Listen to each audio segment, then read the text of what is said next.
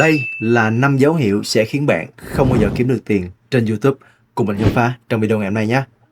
Ok, trước khi đi vào video mình muốn chia sẻ một xíu ha. 5 dấu hiệu này sẽ được mình mô hình hóa bằng 5 câu hỏi tu từ và các bạn phải chính là người trả lời những câu hỏi đó theo thang điểm từ 1 tới 5. Nói khác hơn là các bạn sẽ tự chấm điểm cho chính câu hỏi của mình và mình sẽ đưa ra một cái bộ công cụ để giúp các bạn chấm điểm cũng như là so sánh xem mình đang ở đâu trên quá trình kiếm tiền với YouTube nha. Ok, chúng ta cùng bắt đầu thôi. Câu hỏi số 1, khát vọng thật sự của bạn là gì? Thì điều này rất đơn giản thôi, khát vọng chính là cái điều mà chúng ta muốn, ví dụ như bạn kiếm nhiều tiền, bạn muốn tìm kiếm sự nổi tiếng, bạn muốn là người có tầm ảnh hưởng trên mạng xã hội, hay là bạn muốn xây dựng một cái kênh để chia sẻ kinh nghiệm, kiến thức của bản thân cho tất cả mọi người ha. Thì rất là nhiều cái khát vọng khác nhau, tùy vào cái mục đích của bạn mà khát vọng của bạn cũng sẽ khác theo. Tuy nhiên, bạn hãy giúp mình giới hạn lại bằng cách trả lời câu hỏi phụ ngay sau đây ha.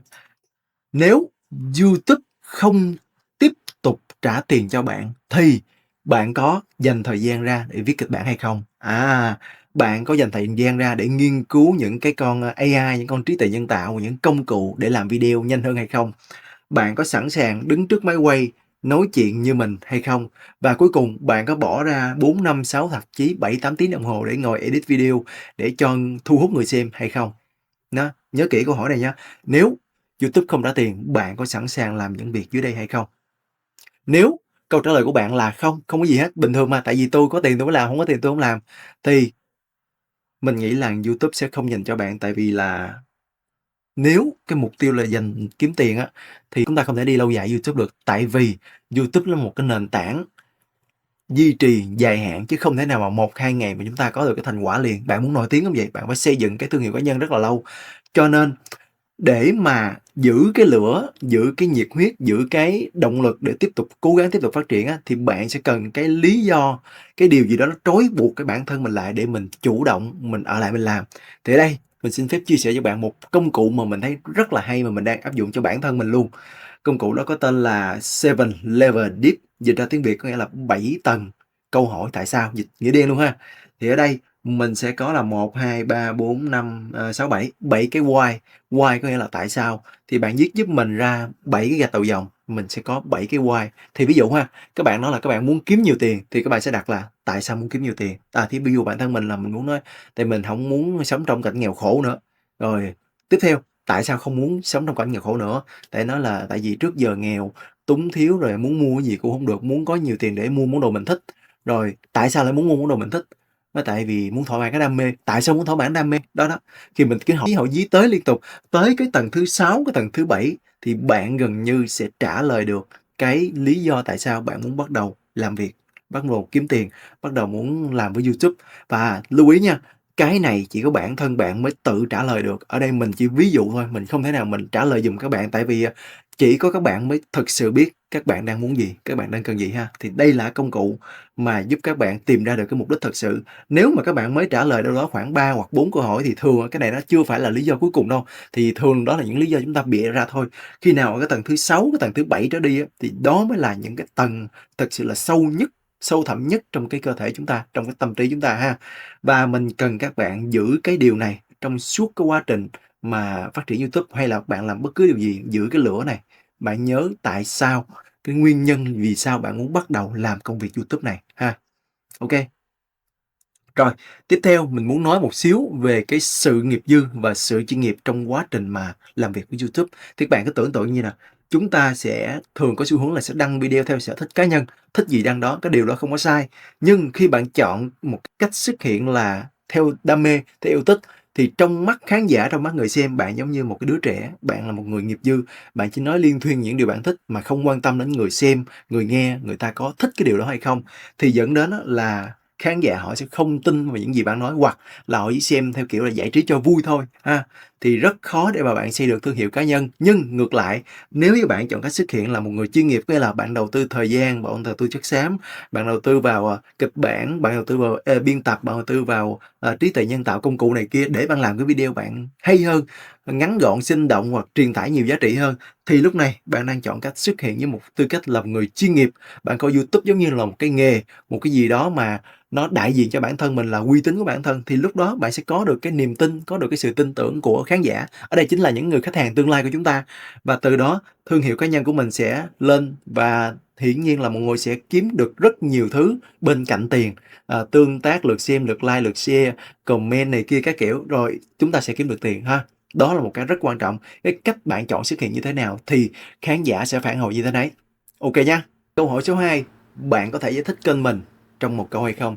Thì cái này rất là quan trọng luôn. Nhiều bạn sẽ vướng vào một cái bẫy như thế này nè. Khi có bất kỳ người nào đó hỏi về cái kênh của bạn, ví dụ đi, Quân ơi, kênh YouTube của mày làm gì Quân? Thì bạn có trả lời là kênh YouTube của tao làm về chủ đề YouTube, về tao chỉ người ta setting, tao chỉ người ta cài đặt, mà mày biết setting cài đặt không? Tao lấy điện thoại cho, tao chỉ cho mày coi nè. Và bạn tốn đâu đó khoảng 5 đến 10 phút đồng hồ mà bạn lấy điện thoại, bạn lấy máy tính bảng, bạn lấy cái này cái kia ra, bạn show cho người ta xem. Bạn không có đóng gói được cái ý tưởng về cái kênh của mình trong một câu, thì lúc đó mình đã thất bại trong cái việc diễn đạt, diễn tả cho cái người xem và cái người khán giả biết cái chủ đề kênh mình là gì. Ngược lại, nếu như mà bạn giải thích được cái kênh bạn chỉ trong vòng một câu đơn thôi, thì lúc đó bạn sẽ truyền tải được chủ đề, gọi là cái chủ đề mà cốt lõi bạn đang muốn truyền tải, đưa cho người xem thì lúc đó bạn đã thành công. Mình lấy ví dụ ha, kênh của mình là một kênh hướng dẫn các chủ đề nội dung về YouTube để giúp người xem đạt được 1.000 lượt đăng ký sớm nhất. Đó, một câu thôi. Thì tất cả những nội dung trong cái kênh YouTube của mình đều hướng đến mục tiêu là giúp người xem đạt được 1.000 lượt đăng ký trong thời gian sớm nhất. Đó, người ta đọc cho người ta hiểu liền. Còn nếu mà chúng ta có liên thuyên bên ngoài, chúng ta không tập trung vào cái cốt lõi bên trong thì rất là khó để mà người xem người ta ở lại, người ta bám lại với mình. Tại vì những cái chủ đề mình làm trong cái nội dung mình nó không có liên quan. Lúc thì cái video mình được đề xuất tới tiệp khán giả này, lúc thì được đề xuất tới tiệp khán giả kia, thì rất là khó để mà YouTube nó xác định được đúng cái đối tượng khán giả mà mình muốn hướng đến thông qua cái chủ đề mình đang kể, mình đang chia sẻ ha. Cho nên cái điều này rất quan trọng. Bạn hãy cố gắng suy nghĩ về cái chủ đề bạn đang làm và đóng gói nó trong một câu thôi. Nếu mà chưa được các bạn hãy thử phương pháp này giúp mình ha. Đầu tiên các bạn viết ra 5 câu mô tả về cái chủ đề bạn đang làm ha. 5 câu nha, 5 câu thôi, 5 câu hoặc 7 câu cũng được, nhưng mà mình khuyến khích là viết 5 câu, giới hạn 5 câu. Rồi, bạn bỏ câu số 1, bỏ câu số 5, bạn đọc câu 2, câu 3, câu 4, xem bạn có hiểu không? Nếu bạn vẫn hiểu, bạn bỏ câu số 2 và câu số 4 giúp mình, xem bạn vẫn còn hiểu hay không. Nếu bạn vẫn hiểu thì câu số 3 chính là cái câu mà đóng gói chủ đề của bạn. Thử cách này nha. Cái cách này gọi là tốc ký của những cái nhà mà viết báo chí chuyên nghiệp người ta hay sử dụng cách này. Ok nhá. Câu hỏi số 3, bạn biết chính xác video của mình dành cho ai? Cái này nghe có vẻ đơn giản đúng không? Nhưng mà nó cũng không đơn giản lắm. Hồi nãy là chúng ta phải xác định đúng cái chủ đề mà mình muốn làm, đóng gói cái ý tưởng trong một câu để truyền đạt đến cho người xem. Và bây giờ mình phải xác định xem đâu là cái người xem mà mình muốn hướng đến, cái đối tượng mục tiêu, đối tượng khán giả mục tiêu ở đây là gì ha. Thì ở đây mình chia sẻ cho các bạn một cái ý. Các bạn sẽ thấy là nếu mà chúng ta không tập trung vào một cái đối tượng, một nhóm đối tượng khán giả nhất định, bạn sẽ làm video cho tất cả mọi người ở đây, ví dụ là già trẻ gái trai lớn bé gì, thì có người sẽ thích nè. Đây những cái biểu tượng mà dấu tích xanh là những người ta thích, những người dấu chấm than là kiểu ok cũng được đó, mà cũng không thích lắm. Còn những người mà chấm hỏi là người ta cái này dở quá, này không thích. Thì khi đó bạn sẽ không kết nối được với bất kỳ người nào. Và bạn biết ở YouTube khán giả mới là cái cốt lõi, mới là cái quan trọng. Tại vì mình cần khán giả để mình phát triển. Nếu mà mình làm nội dung cho tất cả mọi người thì mình sẽ không kết nối được với bất kỳ người nào cả. Thì lưu ý ở đây, nếu mà các bạn tập trung cho một nhóm đối tượng, có thể ban đầu cái lượt view của bạn rất ít, cái lượt like, lượt share, lượt tương tác, thậm chí lượt subscribe của bạn rất ít, nhưng đó chính là cái nguồn, cái nền tảng cơ bản để phát triển lên những cái tệp khán giả cao hơn. Cơ chế như thế nào? Đầu tiên bạn đăng một video lên thì video đó chỉ đâu đó khoảng 100 lượt xem, nhưng 100 lượt xem đó là 100 người xem thật, và người ta thực sự quan tâm đến chủ đề của bạn.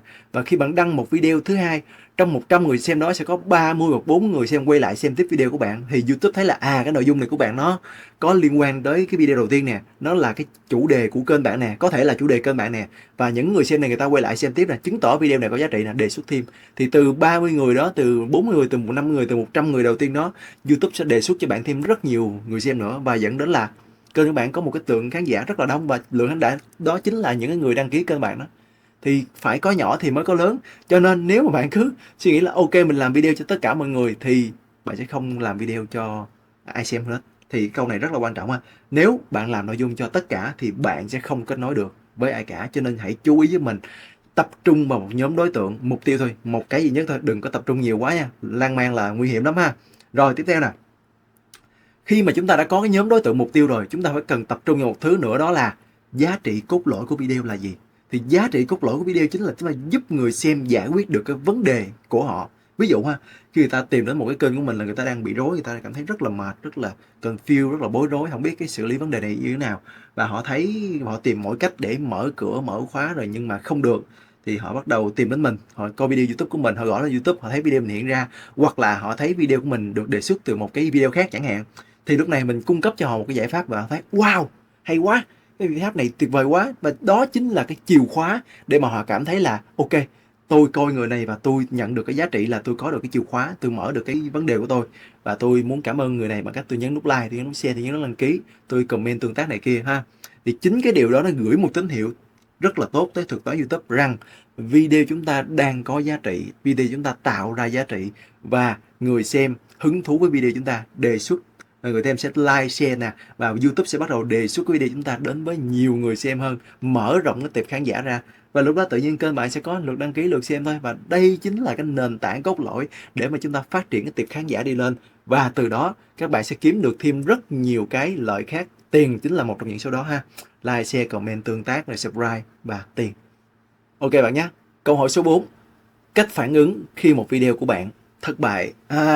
Thì trước giờ khi các bạn làm video, cho dù các bạn có lên ý tưởng, các bạn có lên kịch bản, các bạn có làm video kỹ như thế nào, các bạn có sẵn sàng như thế nào đi chăng nữa, thì luôn luôn có một cái sai số nhất định rằng cái video chúng ta sẽ không viral, sẽ không nổi tiếng, sẽ không có lượt xem, không có lượt view. Thậm chí là nó không xứng đáng với công sức chúng ta thức đêm thức hôm để mà làm luôn ha. Cái chuyện này mình muốn các bạn hiểu là nó rất là bình thường. Tại vì thuật toán YouTube là một hệ thống đề xuất rất là ngẫu nhiên. Không phải lúc nào nó cũng đề xuất video chúng ta lên trên hệ thống, mà chúng ta phải chấp nhận điều đó ha. Thì khi mà mình cảm thấy thất bại thì mình muốn các bạn biết cái điều này nè. Những gì các bạn có thể kiểm soát được và những cái gì các bạn có thể điều khiển được nó chỉ chiếm một phần rất nhỏ thôi.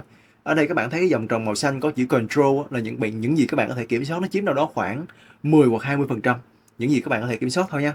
Còn những gì các bạn không thể kiểm soát nó chiếm phần lớn tất cả trong cái quá trình bạn làm việc, đâu đó khoảng 80-90%. Thì cái chuyện bạn bị fail, bạn video bạn không viral, cái chuyện bạn không có lượt xem hoặc không có người ta thích like, không có đăng ký, thì cái chuyện đó cũng rất là bình thường. Mình muốn bạn chấp nhận cái thực tế này trước ha. Khi mình gặp cái trường hợp này thì cách tốt nhất là bạn có thể làm chính là nghỉ ngơi một xíu, lấy lại tinh thần, mà mình sẽ tìm ra cách để mà xử lý tốt hơn. Cái lời khuyên này không hề sáo rỗng nha, tại các bạn biết tại sao? Khi mà chúng ta đang có cái vấn đề, chúng ta đang bị thất vọng, chúng ta sẽ không suy nghĩ được gì, mà chúng ta càng suy nghĩ chúng ta lại càng thất vọng, thì lúc đó mình sẽ bị giảm tinh thần. Thì cách tốt nhất là mình cứ ngừng lại một nhịp, mình nghỉ ngơi và mình bắt đầu tìm ra những cái giải pháp, những nguyên nhân. Và ở trong video này mình có đề xuất cho các bạn một cái giải pháp khi mà video chúng ta bị flop, video chúng ta không có lượt view được xem. Các bạn thử áp dụng cách này nha. Đó là khi mà video chúng ta đăng trong 24 giờ đầu tiên, nếu bạn kiểm tra số liệu phân tích của YouTube mà bạn coi cái tỷ lệ nhấp tiếng Anh được gọi là impression click through rate, hay được còn được viết tắt là CTR thì các bạn sẽ coi nếu mà cái tỷ lệ này dưới 10% trong 24 giờ đầu tiên, mình cần các bạn làm hai việc sau đây. Đầu tiên là các bạn hãy giúp mình đổi cái title, giúp mình đổi title. Thì cách làm là các bạn cứ vô cái video đổi title, xong bạn chọn chế độ unlisted, bạn save lại cái, thì bạn đợi đâu đó khoảng 15-20 phút thì bạn public cái video đó lại. Thì cái hành động này giống như một cái thủ thuật, một cái mẹo nhỏ để giúp là reset lại cái video, giống như là đăng lại từ đầu vậy đó. Thì nếu mà bạn xem đâu đó khoảng 6 đến 12 tiếp theo mà video của bạn vẫn chưa có dấu hiệu gì là hồi phục view hoặc là được đề xuất thì các bạn bắt đầu đổi tới thumbnail. Bắt đầu đổi thumbnail khác. Cách làm cũng tương tự, các bạn sẽ chuẩn bị một thumbnail mới, các bạn tải thumbnail lên và chọn chế độ là unlisted. Sau đó là công khai chế độ không công khai hoặc riêng tư cũng được ha. Unlisted hoặc private hay hoặc riêng tư đều được, lưu lại. Đợi đâu đó khoảng 15-20 phút rồi các bạn public lại, công khai lại. Đấy. Thì các bạn sẽ đợi trong khoảng từ 6 tới 12 tiếng tiếp theo xem là video của mình có trở lại được đề xuất lại hay không. Và các bạn nhớ nha, khi mà đã làm hai bước này rồi, nếu video của bạn được viral, được lên trang chủ thì chúc mừng, bạn đã thành công. Còn nếu video của bạn không thành công thì cũng đừng có buồn, nhưng mà quan trọng đừng có xóa cái video đó, để video đó lại giúp mình. 100 lượt xem cũng là lượt xem, 100 lượt có giờ xem, 100 lượt xem cũng có vài lượt like, vẫn có vài cái comment trong đó. Thì cái đó chính là cái số liệu thật mà YouTube đang xem cái kênh của bạn. Nếu bạn xóa cái số liệu đó đi thì coi như là các bạn không có gì hết. Cho nên nếu mà thành công thì chúc mừng, không thành công cũng không sao, mình sẽ ghi lại một vài cái thứ gì đó để mình áp dụng cho video tiếp theo ha. Thì mình muốn các bạn thử cái điều này liên tục trong vòng 5 đến 10 cái video tiếp theo trên kênh của bạn, và quay trở lại video này comment bên dưới để mình biết nha. Ok, Rồi, câu hỏi cuối cùng, bạn đã đăng video liên tục trong bao nhiêu tuần? Cái này quan trọng nè, tại vì á, khi chúng ta thường đăng video bắt đầu có lượt xem ha, bắt đầu cái ăn mừng trên chiến thắng, ngủ quên chiến thắng, đâu đó 1-2 tuần sau mới ra cái video tiếp theo, hoặc là làm video lên mới làm có 1-2 video, không ai coi nản không làm nữa, mấy tháng sau mới đăng lại, thì cái điều này là một cái điều cực kỳ không tốt ha. Cho nên các bạn phải xác định rõ giúp mình là cái mục tiêu các bạn đăng video. Quan trọng lắm nha, mình sẽ nói ngay sau đây. Thì cái việc mà đặt mục tiêu có nghĩa là tôi Quân Ngô tuần này tôi cam kết sẽ đăng một video vào thứ năm hàng tuần lúc 19 giờ. Đấy. Khi mà bạn cam kết điều đó chính là bạn đang cam kết với bản thân mình. Ở đây không ai ép bạn đâu, bạn tự ký hợp đồng với bản thân là tôi Quân Ngô tôi sẽ cam kết đăng video vào mỗi thứ năm lúc 19 giờ. Thì bạn lên lịch là mỗi thứ năm 19 giờ bạn sẽ có một cái video trên YouTube ngắn dài không cần biết, phải có cái video. Và khi bạn làm được điều đó thì bạn mới tiến rồi đến những cái bước tiếp theo gần bờ bạn mới về đích. Còn nếu bạn không làm cái điều đó thì ước mơ của bạn để được kiếm tiền nè, ước mơ của bạn để được viral nè, ước mơ của bạn để có lượt xem lượt view nó cũng chỉ là ước mơ thôi, bạn sẽ không bao giờ tiến đến được cái mục này. Thì cái này mình cũng nói trong một video á, mình nói là không phải cứ đăng thường xuyên là video của bạn sẽ lên, nhưng cái bạn đang làm là bạn cho thuật toán YouTube ăn dữ liệu nha. Bạn hiểu câu này của mình đúng không? Là bạn cho thuật toán YouTube biết bạn đang làm về chủ đề gì, khán giả của bạn là ai và bạn muốn điều gì. Đó, thuật toán YouTube nó đọc được cái đó. Bạn có hiểu ha? Giờ xem lượt like, lượt share, lượt đăng ký là thật và nó đang đọc cái đó trên kênh YouTube của bạn. Và khi bạn đăng mặc dù không có lượt xem cũng có ít nhất 20-30 lượt xem, 100, 500, 600, 700 lượt xem ha. Thì mặc dù ít chứ không phải là không có, thì cái đó chính là cái dữ liệu để YouTube nó xác định cái kênh bạn là gì và phục vụ những video tiếp theo trong tương lai. Còn nếu bạn không đăng hoặc bạn đăng chỉ leo tèo 1-2 video thì ước mơ chỉ là mơ ước thôi. This is just my dream. Ok, bạn sẽ không bao giờ về đích được ha. Cho nên cái việc mà bạn cam kết với bản thân, bạn đặt mục tiêu là cái lịch đăng của tôi như vậy là tôi sẽ theo lịch đăng của tôi trong vòng 1 năm tới, mình đảm bảo các bạn cái kênh của bạn sẽ khác liền. Ok ha. Đó là cái sức mạnh của việc đặt mục tiêu và cam kết với lịch đăng. Và bạn phải tự làm việc này, mình không thể nào giúp bạn được. Ok. Rồi tiếp theo, sức mạnh của sự nhất quán. Bây giờ mình đã có mục tiêu, mình đã cam kết, mình đã có cái lịch rồi. Bây giờ mình phải đăng nhất quán. Ở đây là gì? Cùng một chủ đề, nhắm đến cùng một đối tượng khán giả, chứ đừng có nhảy tùm lum nha. Ví dụ như thấy cái chủ đề kia nhiều lượt xem hơn nhảy qua, thấy chủ đề này ông này livestream ngon quá nhảy qua, thấy người ta bán cái này được cái làm content vậy này, thấy người ta bán kia được làm content vậy kia, thì lúc cái kênh của mình nó như một cái nồi xà bần vậy đó, là một cái nồi lẩu thập cẩm vậy đó, nó không có gì ra cái gì hết. Cho nên á, mình muốn các bạn đó là hãy tập trung vào cái nội dung cốt lõi trong cái kênh của bạn từ đầu tới cuối luôn ha. Và thứ hai là nhắm vào một cái nhóm đối tượng người xem nhất định. Bạn đừng có thấy người ta làm nội dung mà về người kia hay hơn là bạn nhảy qua nhảy lại là rốt cuộc bạn không có gì hết. Hai cái này rất quan trọng mà. Nếu kênh bạn mà chưa có hai cái này thì mình cần các bạn sửa ngay từ đầu, là một cái nội dung cốt lõi từ đầu tới cuối và một nhóm đối tượng cốt lõi từ đầu tới cuối. Ok ha. Khi bạn đã làm được cái này á thì cái kênh của bạn nó sẽ có sự tăng trưởng, nhưng mà nó sẽ không nhiều, tùy theo cái khả năng làm video của bạn, là chất lượng làm video của bạn, là giá trị bạn tiền tải nè. Tuy nhiên nó sẽ xây dựng cho bạn một cái cộng đồng rất chậm. Ví dụ như 30 người, 50 người, 40 người, 60 người, 70 người, 100 người rồi tới 1000 người chẳng hạn vậy. Nhưng cái cộng đồng đó chính là cộng đồng thật và họ đang quan tâm đến video của bạn thật chứ họ không coi chơi. YouTube nó khác TikTok ở chỗ này là khi mà mình làm video trên YouTube á, người ta sẽ coi mình mà người ta thấy cái video mình có giá trị, người ta sẽ quay lại ta coi tiếp. Chứ giống TikTok người ta lướt hết rồi người ta không có động gì trong đầu hết. Cho nên cái việc mà xây dựng cái cộng đồng khán giả, cộng đồng người xem trên YouTube nó sẽ quan trọng hơn rất nhiều so với cái lượng đăng ký, lượng follow, lượng subscriber này kia ha. Nên các bạn chú ý chỗ này. Và khi mà các bạn đã xây dựng được một cái lượng cộng đồng nhất định đó, video các bạn đã có giá trị rồi. Bây giờ mỗi khi các bạn đăng video lên, YouTube nó không có thử nữa, nó sẽ đẩy đến đúng đối tượng người xem luôn. Và khi mà cái video của bạn được nhiều người xem biết đến, những người đăng ký kênh mình người ta xem á, thì thuật toán YouTube sẽ nâng thêm một bậc nữa.